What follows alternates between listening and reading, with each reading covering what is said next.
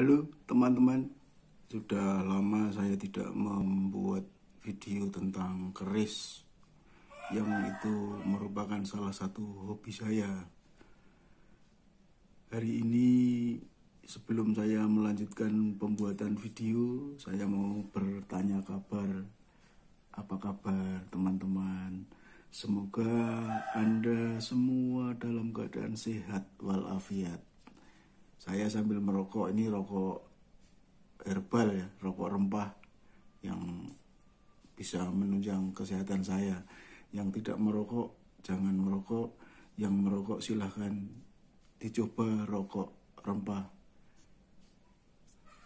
Mari kita lanjutkan dengan video hari ini, yakni tentang keris Nogo Seluman. Nah, ngeri ya namanya Seluman. Seperti apa ceritanya? Simak video saya.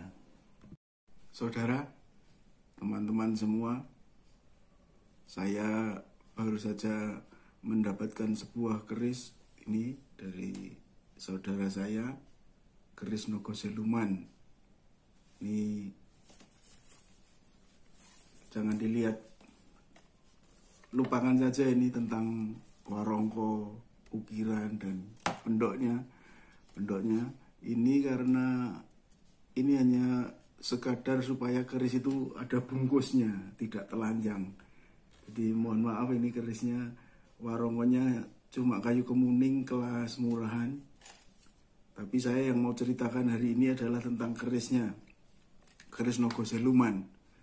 Dulu keris Nogo Seluman tuh ya biasa-biasa saja, seperti keris-keris yang lain, tidak begitu terkenal, tidak begitu viral, dibicarakan banyak orang sampai di luar negeri. Tapi ketika pemerintah Belanda apa pemerintah Inggris ya itu mengirimkan keris yang konon Nogo Seluman kepada Presiden Jokowi, keris itu menjadi begitu fenomenal, terkenal. Padahal sebetulnya keris itu sudah terkenal dari dulu. Jadi seperti ini. Nih Nogo Seluman. Nogo Seluman tuh hanya naga, hanya ukiran kepala naga. Badannya tidak ada, hanya sampai ke leher. Ya, tapi gimana ya? Ular itu kan, naga itu seluruh badannya leher. Tapi ya kira-kira anggap saja ini leher ya. Leher itu ya segini ke atas, sampai kepala itu leher. Jadi ini hanya badan. Terus yang ke atas tidak ada ornamen bentukan badannya. Jadi hanya di pangkalnya. Kalau orang keris bilang di gandiknya, ini gandik. Jadi gandik ini ada ornamen naga. Kebetulan ini ada kinatah emasnya. Meskipun hanya sedikit, tapi lumayan untuk gaya-gaya, lumayan. Keris Nogo Seluman itu salah satu kerisnya Pangeran Diponegoro yang ditangkap di Magelang itu tahun 1830, bulannya November, tanggalnya kalau nggak salah 18. Maaf, saya bukan ahli sejarah. Ya kira-kira kalau nggak salah tanggal 18 September apa November tahun 30. Itu yang pasti lebaran hari kedua. Nah, kenapa keris ini sampai ke negeri Belanda?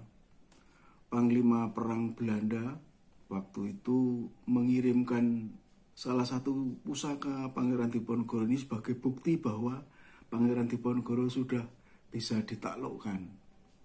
Terus ini dikirim ke negaranya sebagai bukti kepada pemerintah di sono, di Eropa sana, bahwa Perang Jawa sudah berakhir dengan dikirimkannya ini keris ke Belanda. Tapi kerisnya bukan ini ya, ini hanya sekadar ya sama namanya. Mungkin saja pamornya juga tidak seperti ini. Ini pamor seperti pamor tambal. Kalau namanya pamor melati sinebar, tapi melatinya kok panjang-panjang. Jadi ini kalau pamor tambal, ini bukan pamor tambal, karena memang dari badannya langsung, bukan ditempelkan lalu ditempa, tapi ini memang sengaja dibikin seperti ini. ornamennya. Saya tidak tahu persis ini namanya pamor apa, tapi bahan dasarnya adalah pamor beras putih, lalu putus-putus seperti ini. Jadi ini ada 1, 2, 3, 4, 5, 6, 7, 8. Di sini juga 8 biji di baliknya. Keris nogo siluman ini biasa kalau keris nogo itu pakai keris singo barong atau nogo itu gonjonya kebanyakan. Tapi tidak harus. Itu ngelap lintah. Ngelap lintah itu seperti lintah berjalan di air, mogel-mogel gitu. Itu salah satu ciri dari keris berornamen nogo atau berornamen singo atau yang lain yang ada mungkin Pandito Semedi juga ada di sini bisa. Terus gonjonya ini yang melintang ini ngelap lintah. Jadi ini kalau dalam perang Diponegoro,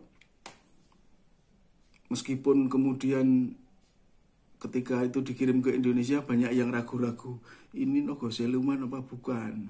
Karena ukiran nogonya itu sampai ke atas. Tapi pemerintah di sana menyebut nogo siluman. Dan kalau saya tidak begitu yakin bahwa itu kerisnya Diponegoro, karena kerisnya Diponegoro, Pangeran Diponegoro itu salah satunya nogo siluman. Dan nogo siluman itu seperti ini. Mungkin bentuk nogonya agak beda atau nogonya bukan harus seperti ini, tapi yang jelas nogonya hanya sampai di leher, tidak seluruh badan.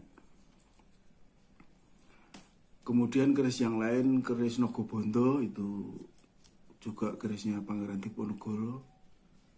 Mungkin yang Nogo Bondo itu tidak terangkut ke sana, tapi konon menurut ceritanya ikut dimakamkan berbarengan dengan pemakaman Diponegoro di Sulawesi. Ini keris.